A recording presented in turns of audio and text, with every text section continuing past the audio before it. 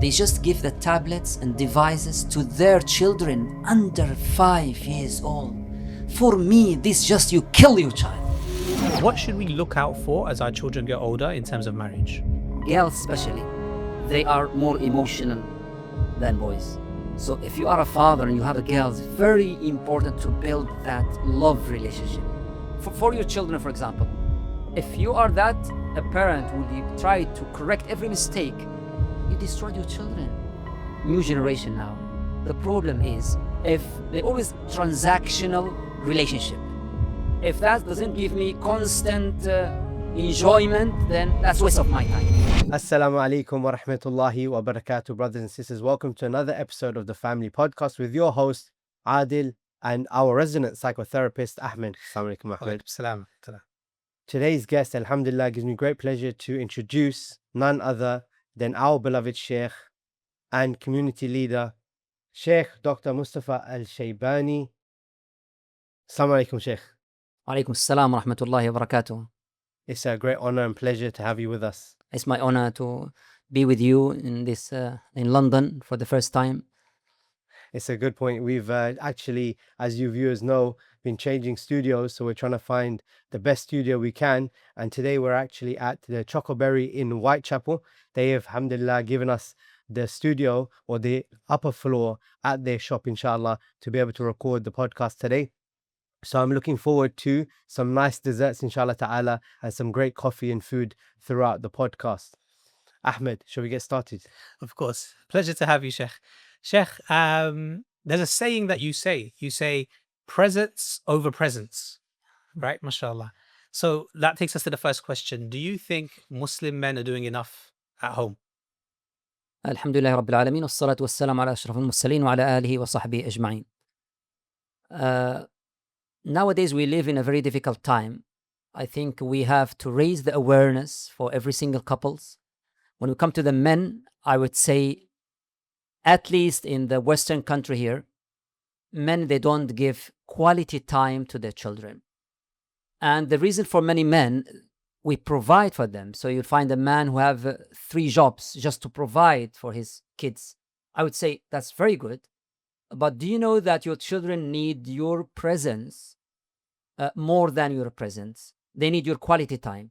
They need you as a father figure. They need you to talk to them about their wishes, their problems, about their future, their struggle. That's very, very important. And Allah will put barakah in your rizq if you do that. Especially in a certain time when they became teenagers, they will need father more than mother figure.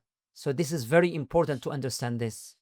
So just to clarify, guys, we're saying you need to be present Yes. with them rather than buying them gifts. Exactly. Yeah, presence rather than presents. Yeah. Presents are like the easy way out a lot of the time, isn't it? Just buy gifts, show love, and it's done. But Time is a they're bit not saying harder. we shouldn't give presents though, right? Because obviously kids love getting a gift. You know, No, I your don't- wife loves getting a gift. That's absolutely right. We don't doubt that. But if the father is just bring and provide and he's not there, there's a big problem here. That's what we talk about. He has to provide other things other than just material things. I think Yes, that's what Sheikh yes. is saying here. But Sheikh, do you think it's fair? I mean, the expectation that the picture that you just presented is that there's a man who might be doing 3 jobs. Is it a fair expectation to have on him to then, it's almost like we're saying men have to be really perfect now, that you can't make any mistakes. There's a lot of pressure. What do you think about that? A lot of pressure on the men. Perfect of what? Perfect in terms of, okay, I have to provide a certain lifestyle, then I have to be I have to be the teacher at home, and then I have to be the a source of comfort for my wife more than just what is obvious. It just seems like there's a lot.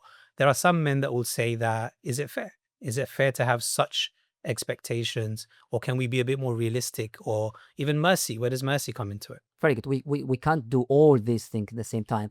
But I would talk about point by point. The first one is, do we have to provide? Yes. But in which extent here? That's the question here. I think sometimes we are become more materialism here, that many think which is not necessary, not even essential, not even important. We see it as something necessary, for example. Why? Because we want to imitate every single one. We imitate each other. we are Muslims, we are practicing, but essentially we have that Western mindset that we have a strong attachment to materialism. We have a saying in English, keeping up with the Jones. So because the family next door, they have this new car, now we need to get a new car. I think Because they have this, we need to get this. We need to keep exactly. follow- I think Muslims has something more than that. He know that we raise a human being, and a human being is a social creatures, emotional creatures. They need more than just materialism. So that's number one. And when we know this, then we can help each other in that. When one of the most important that skills, or we can say points you can deliver to your children, is what Islam called qana'a, that satisfaction or contentment with what you have. Allah will put barakah in that. But when you focus more about materialism, this is a big problem. So my child, for example, wants the latest smartphone. Okay, I want to discuss with him. Okay, that's latest smartphone. Do you want smartphone for to do a lot of things that usually you can do with smartphone, or it's just because your friend has the latest smartphone so you want to imitate them?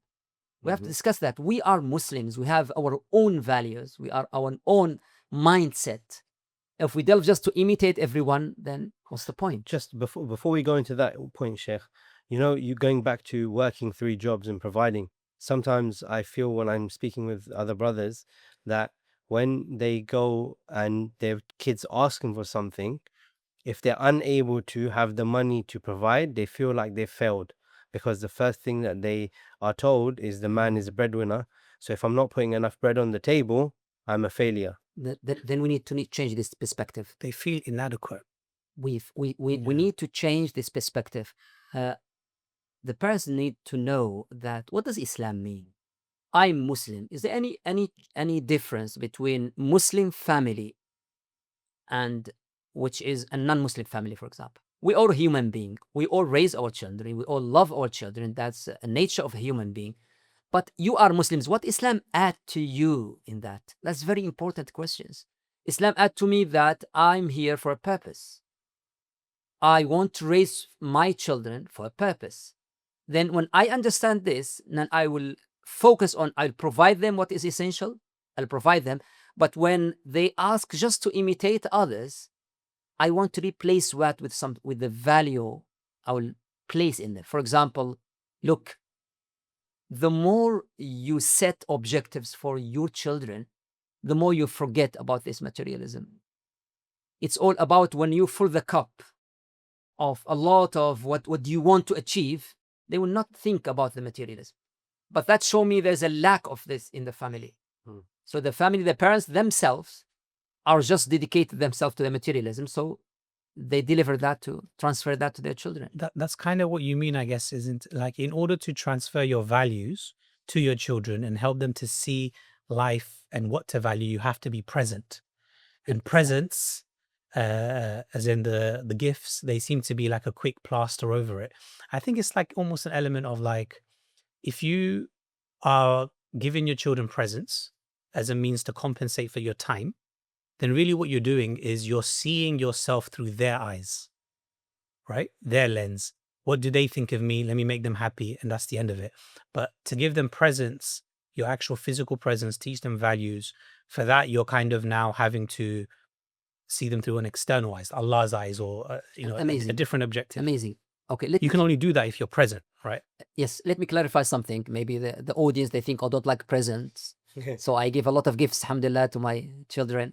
So I just want to I want you to expand the definition of presents. And instead of just material presents, there is a lot of present to give them, like, for example, a good role model. That's a good gift. That's good tarbiyah. That's a good gift. Your kindness. A lot of things. So, for example, when the children see their parents, they focus on, for example, if the parents lost their job, for example, and the children look at the reaction of the father, for example, oh, qaddar Allahu ma sha'a fa'al. That means closed door, Allah will open another close. I will try my best. He is calm, content. There's not that in subconscious of the children, that better than many lessons. They learn now contentment. They learn that losing job is not the end of the life. They learn that my father is so strong spiritually that he can deal with these difficulties. For example, if they see their fathers or their mothers, for example, they when they children do their best in their exam, but they bring a grade B, for example. See, that's their capability. The parents said, look, my child, you did your best. I'm very proud of you.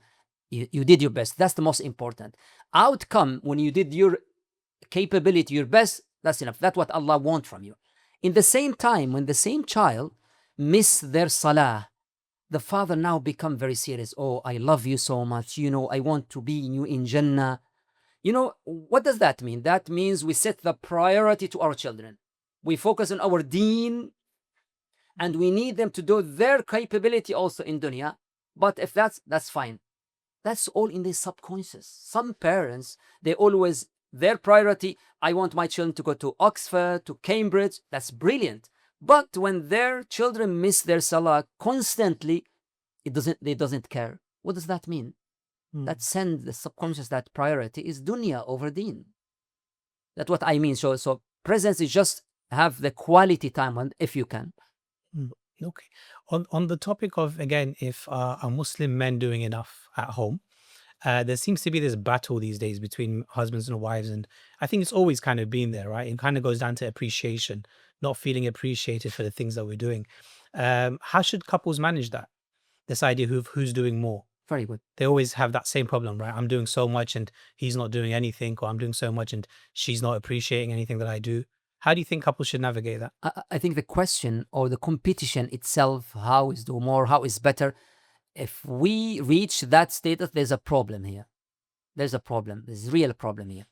Because we should look at a marriage that we complete each other.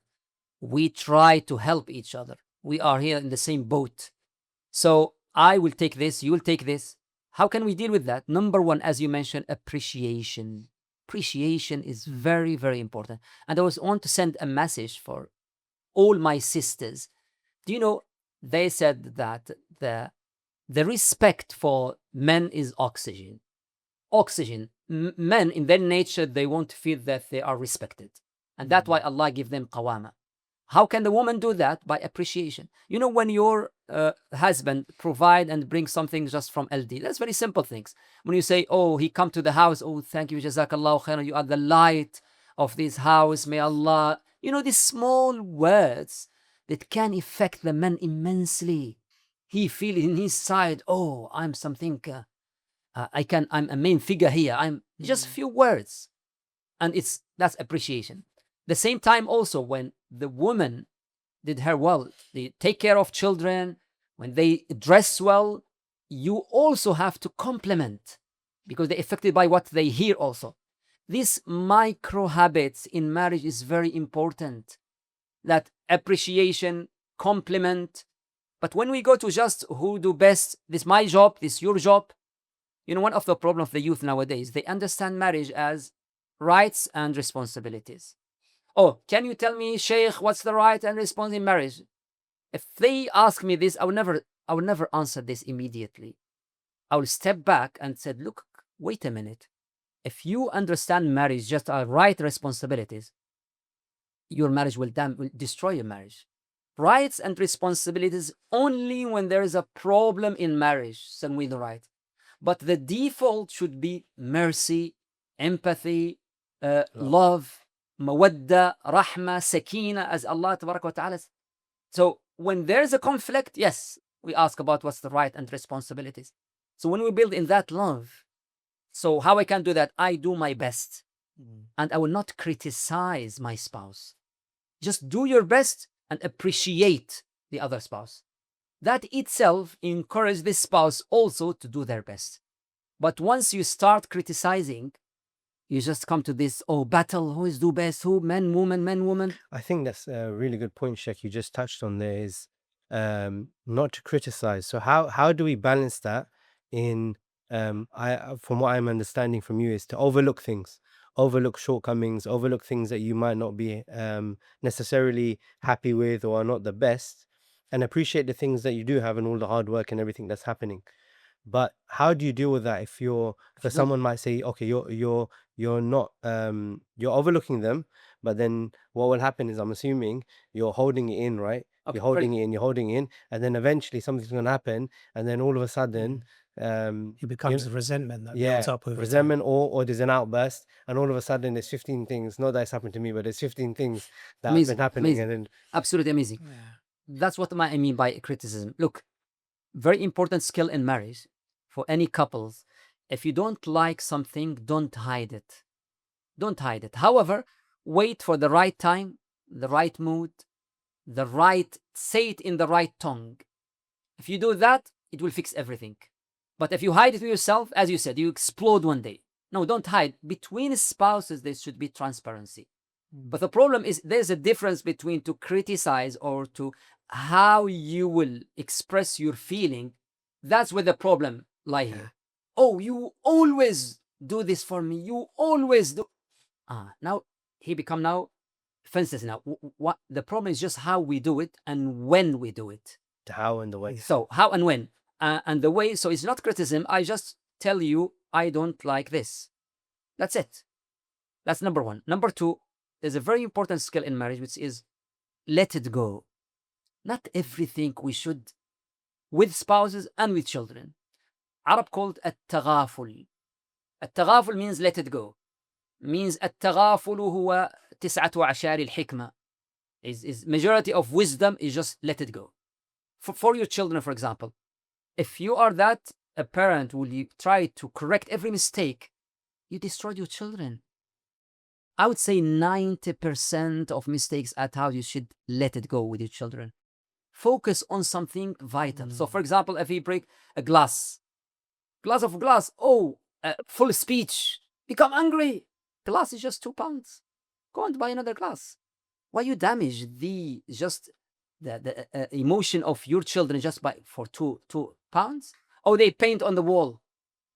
Okay, say it politely. Do it again. Just clean the wall. But don't shout, scream.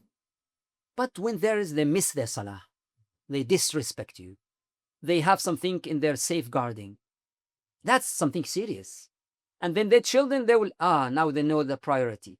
But if they correct them everything, they don't understand. The same thing with the spouse.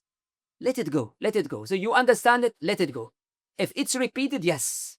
Now with the way you talk, again, in the right tone, right time, right mood. That's what I mean. But yes, you don't hide. You should express it. Yeah, you have to express things, because otherwise you both fall into a situation of conflict aversion, right? And then there's no more intimacy left in the marriage, because we're always walking around eggshells, because every conversation we have is always a problem, right? But at the same time, letting things go is also really important. So picking and choosing your battles, right? Couples can sometimes fall into this tit for tat, and that just becomes about me winning the argument and you losing, when in reality you want to create a win-win scenario more than anything else. You mentioned something about in essence, what human beings tend to do, Sheikh, is that we tend to mirror behavior, right? So if I feel respected, if I feel loved, if I feel understood, if I feel heard, if I feel cared for, I'm going to make you feel respected and loved and cared for and understood. But if I feel unappreciated, if I feel disregarded, if I feel disrespected, then I'm just going to mirror that kind of behavior back. And I guess in essence, that's kind of what you're describing here, that if you forgetting about the technicalities or rights and responsibilities, it's about making the other person feel, showing the mawadda, showing the love. And in turn, inshallah, they will reciprocate and show the love back to you, showing the mercy when somebody makes a mistake. And inshallah, in turn, they will also be merciful to you. Amazing. That's very important skills in marriage. And that can solve a lot of problems. To build that trust between the spouses. We are human beings. We'll make mistakes. That's our nature. But when my spouse deal with me in that way, that will open the door. I will also pay back to her also in the same time, because that's very important. And when we look at Rasulullah sallallahu alaihi wasallam, what subhanallah impressed me always in his Sira, that he came in the environment of Arabia, where the definition of manhood is to be harsh. The definition of manhood in some areas in Arabia, someone never show empathy to his children, never kiss his children at all.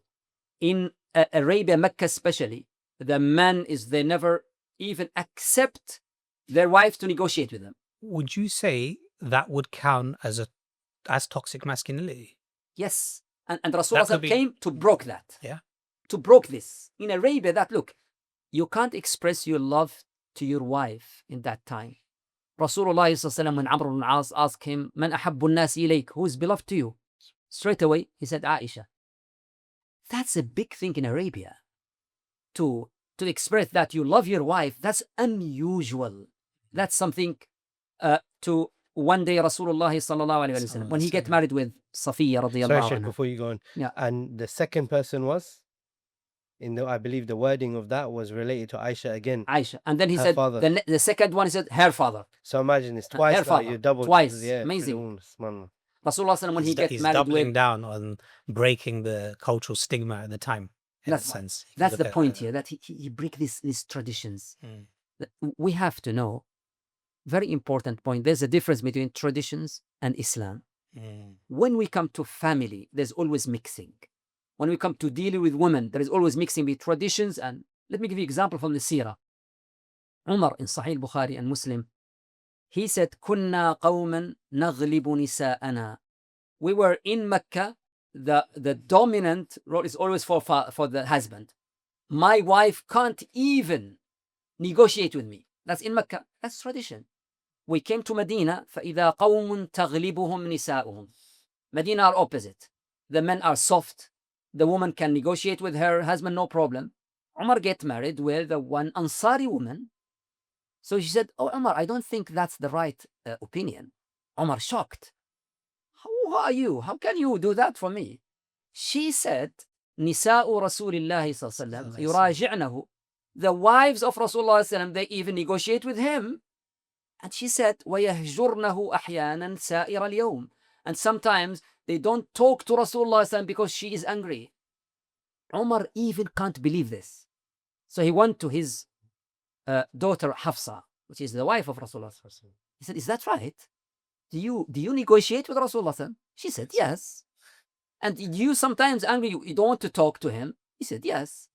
Because that's normal between couples. That's so important to highlight because it helps us manage expectations in marriage. Because a lot of the problems sometimes are that we think other people are living a different life. Somebody, their wives are 100% perfect and nice and, they don't say anything against them all the time. But that didn't even happen in the marriages of I think it's good as well. Rasulullah. 'Cause perfect and nice is actually with that. It's not perfect and nice. The definition of that isn't that doesn't happen. Actually, perfect and nice definition will include these things, That's a which deep is just a point. paradigm shift of Easy. actually how you look at that relationship that and what is you it. expect, right? Yeah, that's a deep point. Definite deep point. Yeah. Yes, nice and perfect, because if the woman feels something and she can't express it, is that a healthy relationship? Well, So if she become angry, let her become angry. This is nature of a human being. You are with your siblings, you become angry, and you don't talk to your siblings. That's nature. So how can we expect that the couples just? I think that's maybe the influence of media, that we always see this scripted, filtered type of couples. They're always smiling 24/7. They never get angry. That's not human being. The first thing you realize in the first year of marriage, that you get married with a human. That you become angry, hungry. They become the woman become pregnant. You become not in the mood. That's very, very normal. Very normal. But how we deal with it, that's the problem. So Rasulullah sallallahu break the traditions here. Look, express the love. When he get married to Safiya radiyallahu anha was a bit short. So when she want to ride the camel, she can't go to the camel. Rasulullah sallallahu he lay down and he said to her, put your feet on my knee and grab her hand. We can say this romantic movement with Rasulullah sallallahu alayhi wasallam. To break that, Arab, this is, what's this? So differentiate between traditions and Islam. Islam is treat women and men in the best way, but tradition sometimes is the problem. And we try to that traditions to wear the clothes of Islam. Oh, that's Islam. Yeah, so I think with traditions, we're talking about culture here, right? Culture, sorry. Yes, yeah. culture. So 2 points I'll bring back. One of the discussions before was the keeping up with the Jones and the attachment to the dunya. and what is the and expectations of the man with regards to the urf of the people. So the urf of the people, right? So the customs of the people. So if the custom is to live a particular lifestyle, and everyone's doing it, is that an adequate expectation, or not? And then the second point, I guess, was we'll come to the second one, but if you Okay, answer okay. first, one, I think because the we have urf, one change the topic as well, okay, I think. But it's a very important question, because we live in as you said, in culture. We need some brave couples in our society to break this circle. I will not imitate you in this high materialism just to say, oh, I'm perfect. I will break this. So, for example, I will uh, uh, in marriage, in wedding, we have a lot of do a lot of expensive weddings, expensive hall, and all of this. My wife said to me, the first thing she want to do, she want to break a lot of traditions in Mauritanian. For example, that a lot of expensive now in our capital now, that's not good. Just to say, oh, they have a very nice wedding. Okay, we're very, alhamdulillah, common there. Okay, when you break this cycle, people will talk a little bit. After that, khalas. We need brave couples to break these cycles. We are Muslims. We have our own values. Yes, they will talk a little bit. And after that, what will happen? You'll have the reward of all the people who imitate you. من سن في الإسلام سنة حسنة. You'll have now become the role model of many Muslims after you. It just need to break that cycle. and if they even when they don't, and you put on the lavish wedding, everyone complains anyway. There's always something wrong, and then they just go and live life, and you're left with the debt. You're left with all this money that you had to spend, and it hasn't increased the relationship. I mean, all that money that you spend, give it to the couple, let them go and live life and Absolutely, enjoy absolutely. themselves. I'm sure that'll probably have That's a very. bigger So I impact. send a message here for every new couple they want to get married. Try to break that cycle. Don't waste your money in one day. Spend it in the honeymoon. Spend it with yourself. But just to say to please other people, don't worry about them. Don't start your life with a debt. Yes. What's the second point you mentioned? Sheikh, I'll be honest with you.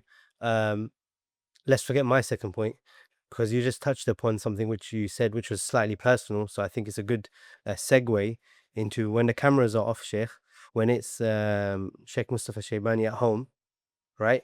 Oh, yeah. Yeah. What lessons can we learn from the personal life? And you have children? Yes, alhamdulillah. I have 6 daughters, alhamdulillah. Allahu Akbar. Inshallah. So yeah, go on. How do you balance that? How do you balance the dawah life with, and all the other things that you do, the community work that you're doing? We can take away the term dawah, right? Because most people aren't in dawah, but they're still involved in some things, right? How do you balance that with your family life? And, Sheikh, some of the answers that you give, I've noticed, are really, really relatable in the language that you use. And they almost have like a therapeutic undertone to the way that you, in the way that you speak about things. How come? Okay, that's a good question. Maybe we start with that one and then you can go to the family one after. Okay, number one, Allah gifted me with the amazing father. Walid rahimahullah. He passed away 20 years ago. He has a big impact in my life. My father, you can say in Mauritania, you can say he is the leader of the tribe, a very important figure in society. But he has a unique character that he broke a lot of also cultures which is against Islam. Well, that So makes sense where that lesson came That's from. Yeah, that's it's so last. so I learn a lot from him. So, for example, he's very close to us, which is unusual in Mauritania. In Mauritania, the father traditionally he didn't play a lot with his children.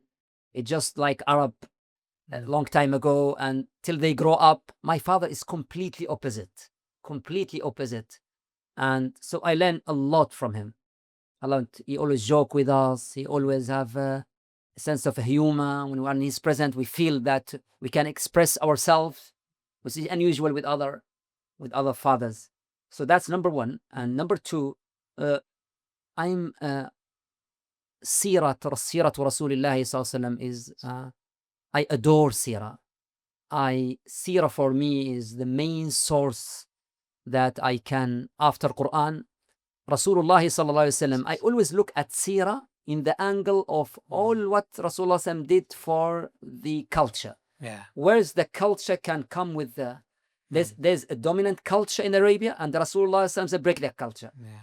I'm a bit interested in this topic. So I find that Rasulullah SAW is a good example for this. So, for example, I would say to the second question, the most important thing that the children need from us is just to give them quality time, especially in very young age.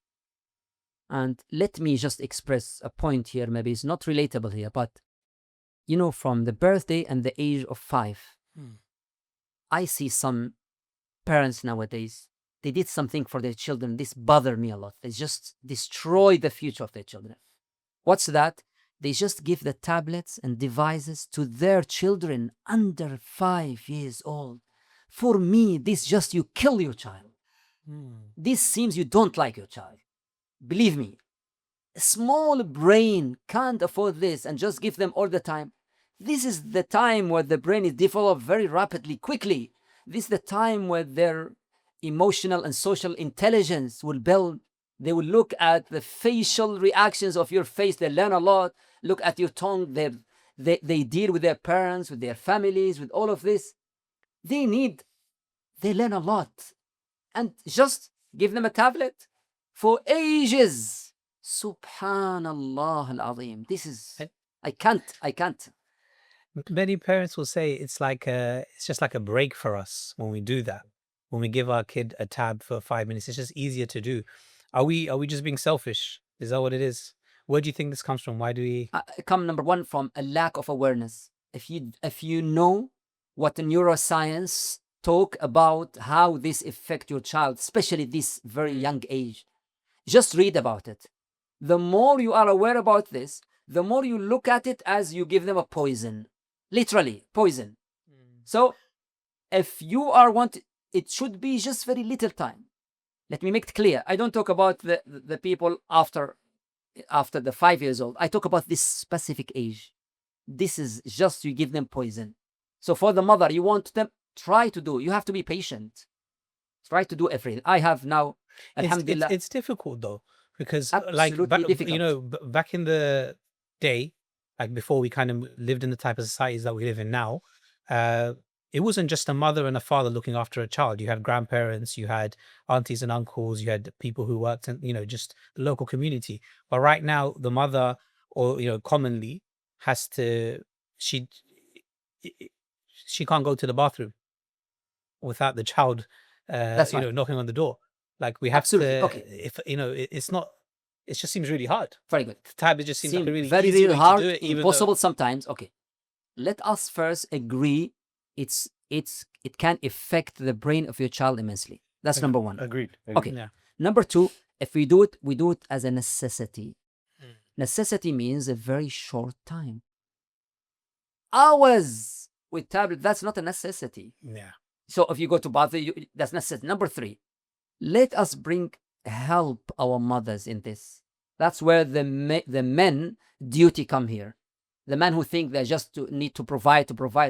In Western country here, we live in a time that children need both of you. Both of you. So when that's also help. Let us expand that to families. Alhamdulillah, many people here in Britain, they have their families. Let us, these families, try, for example, if we want to live in a certain area, we should think strategically. Strategically means all the family will be in an area that's not far from each other. That's necessary in our time. That's not something because we need each other for our children. If that's in the same city, if not in the city, not far, we need to do something. If we choose to live in this Western country, we have to accept that challenge. We have to accept the challenge. Okay, the masajid can do a big role here. But we can't live isolated lives. Yes, outdoor activity is very important. When you choose your house, for example, to rent a house, okay, if that garden, for example, that's very important thing. The garden here in the UK can play a vital role. Believe me, my daughter, 3 years old, she was always outside. I'm very happy with that. outside always, because that's the nature of children. London, Sheikh, we're full of tower blocks. There's no gardens for us. Yeah, okay. Oh, if you can, Yeah. okay. What do you A think? family, a family. Firstly, I'm thinking I've been blessed to go to the Sheikh's house, so Mashallah. I've actually seen his garden. So, from a personal implementation perspective, Yeah. what the Sheikh's saying, he's actually implementing, which I just wanted to make a point of, because sometimes people watch the mashayikh or the reminders they give, and they think, oh yeah, theoretically, but you know, you probably don't do that yourself. But I've seen it. The garden's massive. There was toys there, mashallah. So clearly that is something that Sheikh you implement, and you made a choice. Can we do families also? Mhm. Also, families do outdoor activities regularly, and you, mashallah, and you are always do retreat. This is very important. We just So you raise your children. That's a good segment, brothers and sisters. We have the family break coming up in August, inshallah, on the 15th to the 18th, taking place in Reading. It's actually going to be our first full retreat with our beloved Sheikh, inshallah, on in the subject matter of Quran, which I know is a special love the Sheikh has. It's going to be on the greatest verse in the Quran, and it's going to be, inshallah ta'ala, an activity-based weekend as well. So exactly what the Sheikh is saying, you're going to do tafsir, you're going to do learning, and then you're going to have fun outside. And sisters, there's fun for you as well. There's going to be paintballing for sisters. There's going to be inflatable salt courses, loads of activities where sisters can feel comfortable in a halal environment, and you can enjoy yourselves and build Jannah whilst having fun. I think that's the advert done, Sheikh. That's amazing. Yeah, very good in advertising. So you realize that when you ask me about, I go to how we deal with our children in empathy and love before I talk about education. Before I talk about teaching them Quran, teaching them Sira, that's become second. Give them love first. Luqman, he said when he gave advice to his son, Ya bunayya. Every three statement when he start, Ya bunay, oh my beloved son, oh my beloved son. Build love first. Before focusing on teaching Quran, teaching this, teaching, they need, human being need that necessary in ourselves, that we need to feel that we are in that attachment. We need that someone we heard us. We need love. We need social environment. When that is healthy, now we move to teach them Seerah and Quran. And I will say Seerah is the most important thing to teach your children. To gathering, alhamdulillah, I teach my daughters in very young age Seerah. I'm a good storyteller. So they, oh, what happened? And then I will finish that. Oh, and what happened after that? What will happen? We will know in the second episode, inshallah. Oh, please continue. Okay, if you are not a good storyteller, the very now, you just gather your children and watch a cartoon. We have a lot of good cartoons. But one point I want to emphasize, don't just give your children cartoon and left. Walk away. No. Stay with them and watch the cartoon together. That's more interesting. And then have a discussion with them. That way they now interaction. So Sira is very important. My mother, may Allah have mercy upon her, she passed away a long time ago also. She usually in Mauritania, the woman is the one who teaches Sira to the children. That's the job of women. So the Sira, because we are human beings, so Sira is just about stories. So we enjoy that. We know a lot of character of Rasulullah at a very young age, a lot of Sahaba. My father used to make a competition between us. He would give us one letter in Arabic, Harful Ain, for example. Can you name 50 companions starting with Harful Ain? And then we'll go and look and search and and then he make more harder. Okay, every companion you mention something about him. Then we go and search and going, okay, what's this? So competition in this, very important. When you build that safe environment in love and this, then the Sira definitely become the second straight away. I think a good resource to mention now for parents is Learning Roots, which is a great platform for you to visit, inshallah. They have many books, really well designed, and the content is really well structured for different age brackets, that not only just for the kids, but the parents can take them and then read them with the kids and enjoy them. Because what we've done, or what we've had the problem with in the last 10-15 years here in the UK, Sheikh, is that, and you've seen it because you've been here for over a decade, is that we lack materials and resources that live up to the same standard of everything else they see. So automatically the kids, for example, they may see a cartoon, a normal cartoon, and then they see an Islamic cartoon, and that Islamic cartoon is not made to the same standard, and then they get put off. But now, alhamdulillah, we've progressed so much with Learning Roots and other platforms and companies out there. We've really got some really good resources that families and parents can actually go to now and use. Because one thing I find is that it's because you come from a scholarly family, Sheikh, so your father was a very big scholar, and knowledge is almost you were absorbed by knowledge, right? A majority of us as parents lack the knowledge in the first place. So we can't actually even teach the Sira because we don't know the Sira ourselves. And then the challenge and the barrier is, and Shaitan whispers to us, oh, we have to learn it first. And what happens if we make a mistake? And then we're going to teach the kids. But now we have resources that we can actually learn together. It's a book. You're going to read the book. You're going to enjoy it together, and you're learning together. Can we advise parents with something else, which is maybe strange for some parents, but I would really recommend it, that when you put a cartoon for your children, put in Arabic language, in Fusha, for those children who are still in 3 years old, 4 years old, believe me, they will learn Arabic just naturally. Children are very clever, and they can learn very fast. So if we emphasize that Arabic is not a language for a certain race, this is a language of Quran and Sunnah. So you open the gate for Quran for them.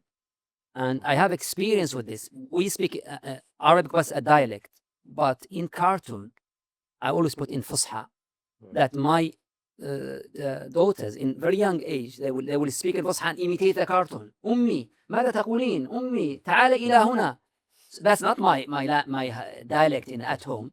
So they will imitate. That will open the door for Quran for them.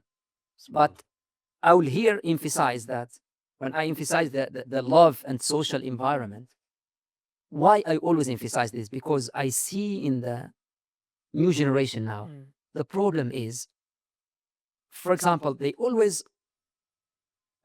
me over we, if we can say in this. If they always transactional relationship, if that doesn't give me constant enjoyment, then that's waste of my time. Where does this come from? Come from very young age, we don't build that social environment, that non-negotiable rules at family, that visiting the families, they don't see their fathers, they take care of their elders, fathers, regularly. That all in the subconscious. This is not about transactional relationship. It's about, we are human beings, we are social creatures. I think it's about modeling, right? So if my children see me at work all the time, in their mind, they might just think that's me working for myself. So it builds that foundation of me over we. If I just give them a tab so I can browse on my own phone, then I'm doing the exact same thing again. As they get older, they just develop that, I need to think about myself more than anybody else. Exactly. And obviously, society itself is becoming much more individualistic, or they're pushing individualism as a narrative, right? So it's not all our fault. I mean, No, products of the environment. Yeah, exactly. So I don't think people or families should necessarily feel that they're dropping the ball. But we make the environment, right? We shape it. Well, yes, So we can. yeah. We can take ownership of the environment that we have control over. And sometimes I think maybe we think, oh, because society is like this, yeah, we just have to go with it. But Sheikh, what you're saying is breaking the traditions, setting the new set of standards according to our deen. Take that challenge on, and guess what? You're in charge of your household. You're in charge of your environment at home, so you can now create that loving, nurturing, caring atmosphere that's required for everything else. And obviously, as a psychotherapist, you're gonna tell me that people have trauma, their own experiences of their parenthood and all this other type of stuff has an impact on them. So what would you say, how do they overcome those elements that they've been through or seeing as parents? Because we imitate, right? You said we imitate. So we've been brought up in a particular way. Now we're kind of following that through to our kids. I think the best gift we can give our children is to actually work on ourselves, and that's self-awareness, right? Reflection on ourselves, why we do some of the things that we do, and take accountability for it. I think I've noticed, for example, a lot of the time, what we will do is we'll do something our child, for example, just to bring this point home, is that our child might drop something, right? And we'll get angry. And rather than taking accountability, hey, I got angry because I was scared or I don't like that being broken, we'll say, you're clumsy. I was worried about you. We will rationalize our own bad behavior in order to not look a particular way to our child. And in doing so, we're modeling that you can't take accountability and these other kind of characteristics. But we have to become self-aware of that moment. Why am I behaving the way that I'm behaving? What are my triggers? Because unless I know myself, how can I break the cycles that I need to break? How can I be there for my child? So I think the greatest gift we can really give to our child is improving ourselves. And I don't think there's I believe that is never too late. Because even as adults, when our parents say something to us right now, it has a heavy weight, right? So even as an old age, they reflect back, I shouldn't have done that. I should have been more merciful. It means something. It really affects our hearts at that point. What do you think, Sheikh? You're right. And I like the idea when you said just model what you want to see. We have the responsibility. I just want to mention a story here that affected me. I grew up in Emirates, not in Mauritania. So we are in the house. It's just Mauritania is an open, everyone, you have all their relatives. But in Emirates, we just have our family. But my mom, her mom, Allah have mercy upon her, rahimahullah, she visit us regularly in Emirates. 6 months here and 6 months with her another daughter. So what will happen here? Her mom, which is my grandma, I see my mother treat her mother in a way that impressed us. And sometimes the grandma will become angry with my mom and shout to her. And I'm silent. And that's for me.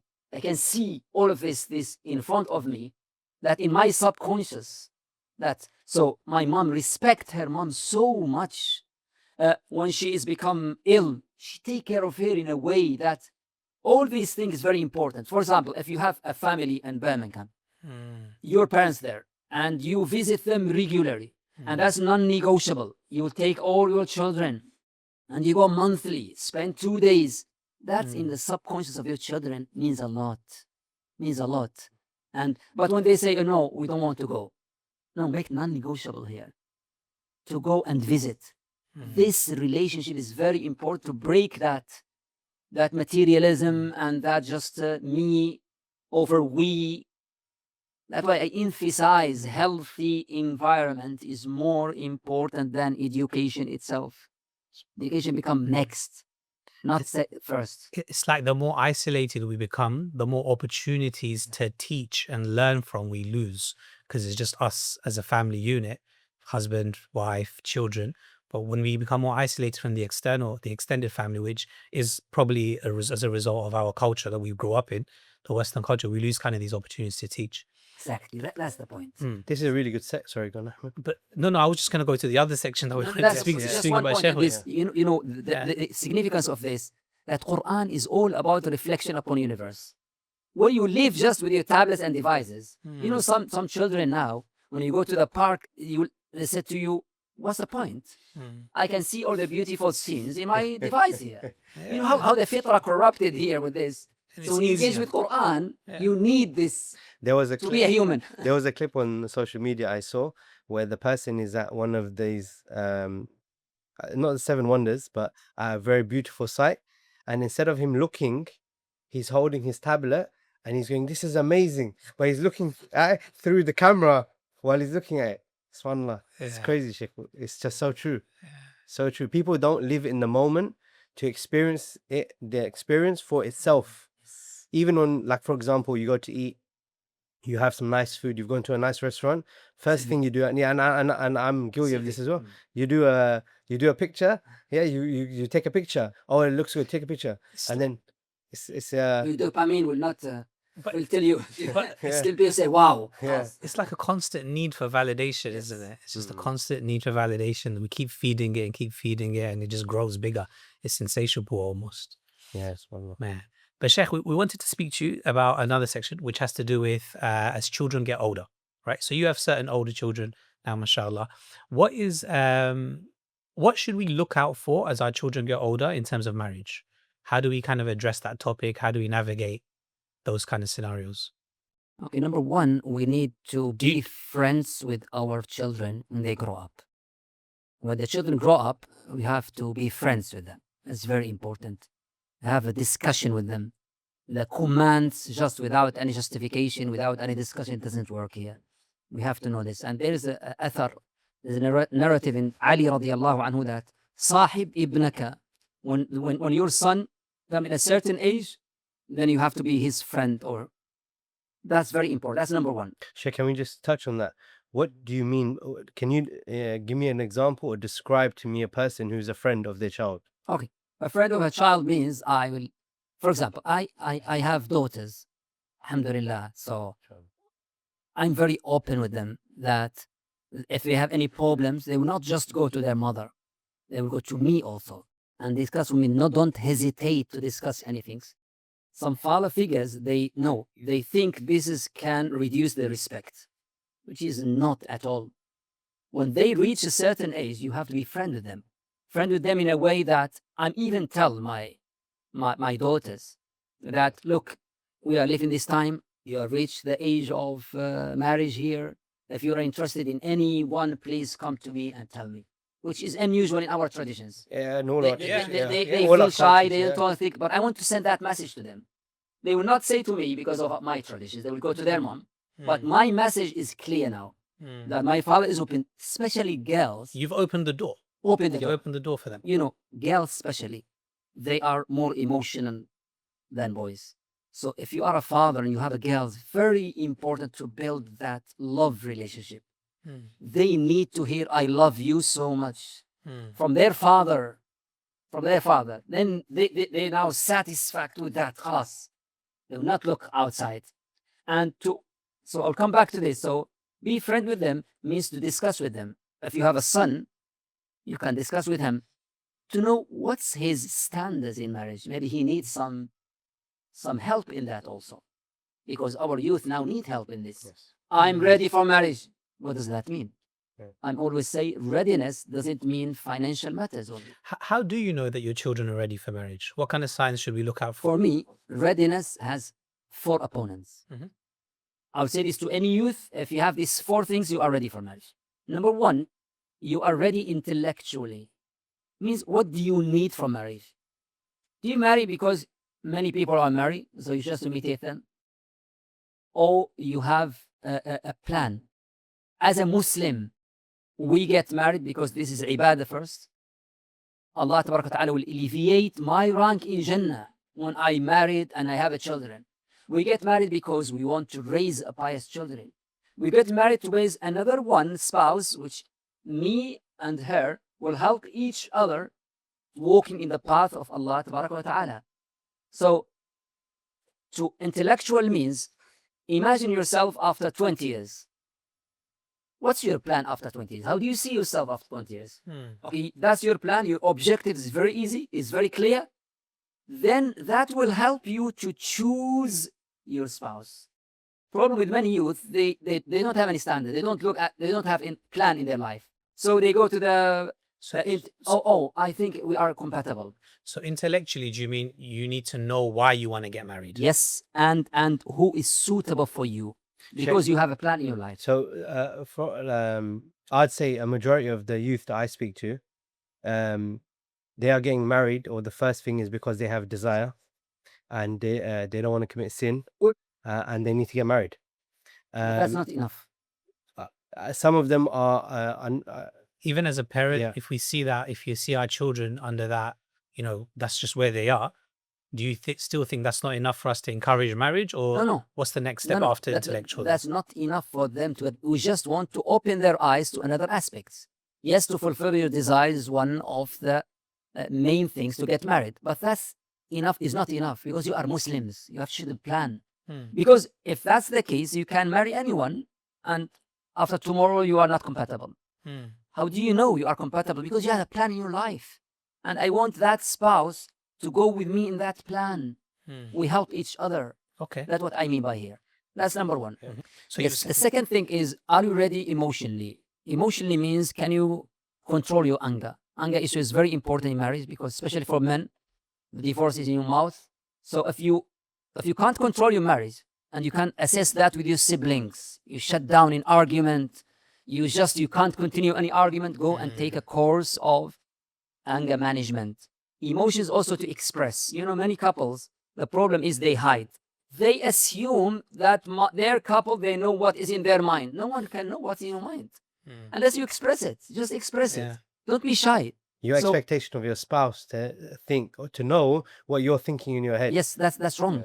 Don't blame any, blame yourself. So that's already emotionally. Emotionally means also, can you apologize if you made a mistake? Apology is very important skill also. But do men, real men, apologize to their wives? Definitely, that means a real man. A real man who is apologized when he made mistake. That's fine. So third things, are you ready socially? Marriage is between two families. There's in-laws. There is communication skills. There's appreciation. There's praising. Are you ready for that? That's social skills, communication skills, basically. And the last thing is, do you know the nature of opposite gender?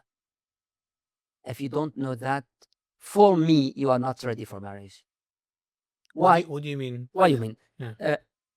When you deal with opposite gender, Allah Ta'ala created us a bit different. There's many books like this, many Mars and Venus, and Men are from Mars, women are from Venus. many books in. So some people, they have this in their nature, but some people, they need to gain these skills. For example, majority of women affected by what they hear, majority of men affected by what they see. So if you come to your house and everybody's tidy, she dressed very well, you like it, but you remain silent. You kill her. She's waiting for a compliment because she affected by what she hears. That's why she needs constant praising, as Rasulullah used to do. So, and you also want to see something beautiful because you're affected by what you see more. For example, when I'm stressful, any man or majority of men, they want to go to their cave. You want the silence. So you come upstairs. It's a message for every woman. Don't chase you men there. They just want the silence. And they come back. Women, majority of them opposite. When they are stressful, they waiting for you to ask, what's going on?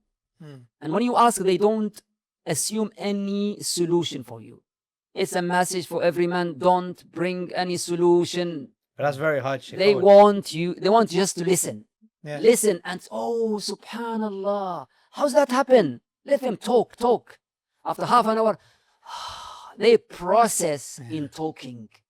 So if they do that, if you know this, you'll avoid a lot of problems. Because this small, she talk, you bring a solution, you cut the conversation. But she's not done. But Sheikh, just on the defense of men, if we have a problem, we need a solution. And if I'm looking after you and you're my responsibility, it's my responsibility, my burden to solve your problems. But what you're saying, Sheikh, is not every problem needs a solution straight away. Yes, but sometimes some problems need solve. That mentality. Not every problem needs a solution. But that mentality is also an issue, that it's my job to solve your problem. Yes. Because then when I can't solve your problem, when I've listened to you and you still are carrying on, that's when I then start to get angry. Right? Okay. Because I'm not good enough now. My problem is, that's what breeds tension. Okay. So we need to move away from that completely. It's like this cup, right? The equivalent of what a man needs to be for his wife really is to be a container. So that cup just needs to get bigger. My tolerance of her ability to pour into that cup with her emotions, the more I can take that without overfilling now is when I'm getting frustrated, I can't take it anymore, I get impatient. The more I can just sit there and listen and empathize and understand how the person is feeling, that's really our main job. That is how we provide emotional security. Amazing. By that kind of process. Also, there's a context. When I say she is stressful, what does the problem here is emotional problem. So I get angry with the children, too much for me. Okay, before you bring the solution, listen to her first. She wants to express that in details. Okay, after that, you can bring the solution, but not in the beginning. That's just an example also. There's many examples for this. It's just when we know the nature of opposite gender, it's really can we avoid a lot of problems between couples. So if you are ready intellectually, emotionally, socially, and know the opposite gender, that's when you are ready marriage. If you are man, then we can add financial matters And if I was thinking that there as well, that I'm surprised you haven't said finances yet. And then I Because it's for realized men. your 4 are actually for men and women. Yes. It's for everybody. Yes. And then the finances would be a different. Yes. How would finances look if you're a man? What do you mean by that? Because in How Islam, rich do I have to be? because the Islam, the man is accountable for bring accommodation, bring the mahr, the dowry, and provision. So this is, but we also here we have to be also realistic. That again we come to the same thing, that we imitate each other. We need a life that is impossible for many people. We should break that cycle. That means we should provide in my capability. And in our time, if the woman is working, it's good for men and women to help each other. We'll not say to the woman, this is obligatory for you Islamically, but we say, regard to the maqasid and what we see nowadays, to help each other. If you both of you are working, when you look at it from, we complete each other. It's our family, it's our children. We love each other. Definitely, you need anyone to encourage you. You will do it. Is that advice just for young people getting married? As in, if the wife is working as well, or are you applying that to older people too? As in, if the husband is struggling, are you saying the wife needs to help I would say, financially and get a job? No, I would say the young people, if the both of them are working, yes. Or if the man is struggling or financially and the woman can help, why not? That's because it's your family. It's your house. It's not. Let us move from halal or haram or obligatory or no. No. Let us, this language in marriage, we use the language of mercy, rahmah, mawadda, all these things. As we said, not the rights and responsibilities more. So Sheikh, what if you have kids and they're getting older but they're not ready, they don't meet those 4 conditions, you haven't given, or you didn't know about those conditions, you haven't given them tarbiyah, or the circumstances have led to them being deficient in one of those areas as parents, or say they're 18, they're 17, 18, they're coming to that age now, what do we do? Do we like send them on courses? Do we what how what do we do? If they are not You ready, should do a course. if they are not ready for marriage, you not force them. Your job is awareness and education and help them in advice. And even if they try their capability of all these 4, we don't say that everyone is perfect. We are a human being. We just be aware about these 4 components. Try your best and Bismillah, get married. You mentioned course. That's very important. As I think that in Malaysia, for example, the couples is mandatory for them to take a course. And the course is not only from a Shari perspective, not a sheikh come and no. There's a doctor, which is he bring his perspective about marriage. There's a sheikh, which is a Shari perspective, and there's a psychotherapist also. They bring their perspective. All this is very important in marriage. We are human beings, not just one aspect. If the course like this, definitely is very important. It will increase the awareness. And so Sheikh, I'm sure just on this, I want to what if you know that your child has deficiencies and problems and they're about to get married? In our cultures, they don't tell the other family. They don't like for example, take my son, even though he's young, when he's going to get married, and I know there's some issues, he's got anger issues or he's got this. Is it upon me to go to the father or my future daughter-in-law and say, okay, you need to know the shortcomings of my son as well, that he's like this, he's like this, he's like this, so that they understand the full? Because what we do sometimes is we paint that rosy picture. Very people get married and then wouldn't that be dependent upon the severity of those shortcomings? Because we're not perfect, right? It would be a bit.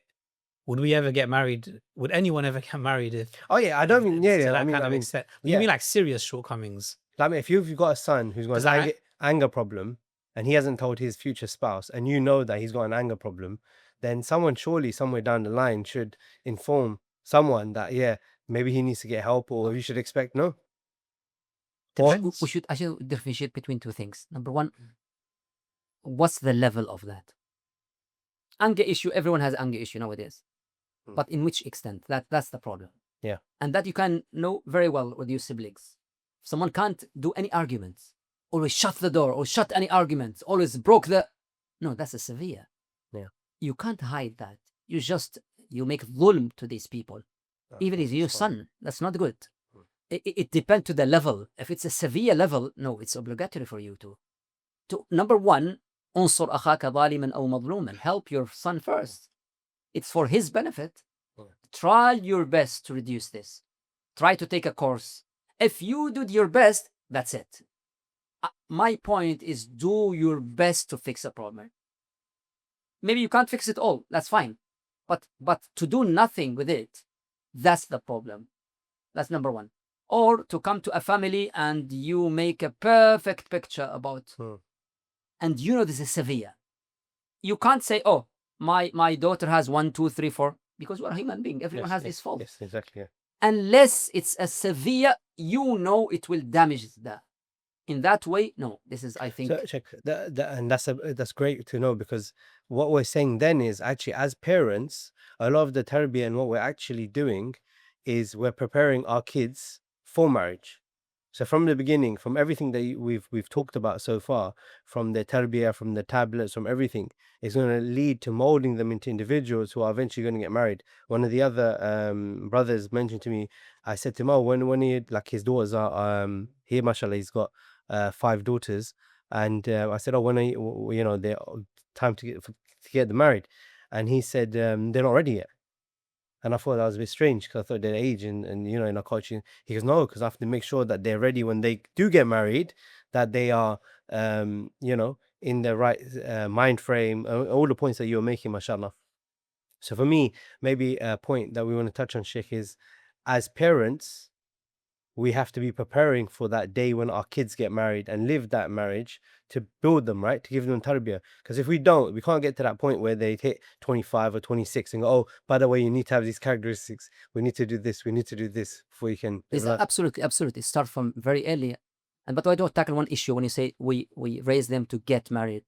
If you want to make a point of that, we are here to worship Allah, not to get married. Get married is something nature. Maybe someone will never get married in his life. So if there's a valid reason, that's fine. We have some sisters, some brothers, they don't get married. We are here for worship Allah. But in our nature, yes, when we get certain age, we get married, because that also we want to go to another test in worship, to have children, to raise them, to have another spouse that we go him in the path of Allah. That's amazing. But yes, I agree with you that we have start earlier. But the age, it depends also to the traditions. You know, this time, the age has become late. Why? Because of this Western educational system that affect our life in many aspects, either we know or we don't know. So, for example, we always start work at 9 o'clock. I don't know why we start at 9. So in the traditional way, we start after Fajr. So why we have to take a nap after Fajr? Because that's the Western tradition, 9 to 5. What if we start from Fajr? And then we finish after Dhuhr? Amazing. And you have the whole day. You can do whatever you want. Anyway, but now because they go through, so always the girls feel they're still young. Till they graduate from university, for example. Yeah. I'm still baby. I'm a baby. 20 years old. So because that's the environment. That's fine. But the most important is to tell them that this system is new. That's the significance of teaching Sira, of teaching the Islamic civilization. Then they have another also aspect of this, not just with this aspect. So, very good, Sheikh. So, Sheikh, there's a final question, inshallah, because we don't want to take any more of your time, even though we would love to. So we have something called the Family Scrapbook, where we ask all our guests to give one piece of advice. If you could only give one piece of advice to the Muslim family, what would it be? Inshallah, if you could put it into the scrapbook as well. Shall I say it or write it or what? You can say it for now, but we get you to write it down after. Okay. Inshallah. If you had one piece of advice. One piece for advice for the parents, for me, is the more your marriage is stable, the more you love each other, the more you try your best with marriage, the more that will reflect on your children. The best gift you give to your children, give them a good marriage. When they raise in that good marriage, they are healthy socially, psychologically. It's vital in any marriage. Allah. Brothers and sisters, that brings us to the end of this family podcast. Unfortunately, we've run out of time, but inshallah ta'ala, we'll be blessed to have the Sheikh again with us. Please do like, share, and inshallah ta'ala, check out Family break.com for our next retreat. We'll be live and in person with our beloved Sheikh for 4 days, inshallah. Until then, barakallahu fikum, assalamu alaikum wa rahmatullahi wa barakatuh. Assalamu alaikum.